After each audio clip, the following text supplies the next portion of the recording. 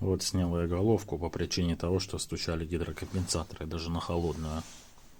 Давление есть, двушку или трешку давит на холодную, но гидрики все равно стучат. Но с этой стороны где-то шум шел.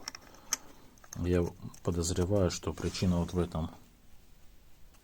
Вот я его не полностью засунул. Юбка вот у него сидит. Вот. Люфт в колодце. Допустим он или нет такой?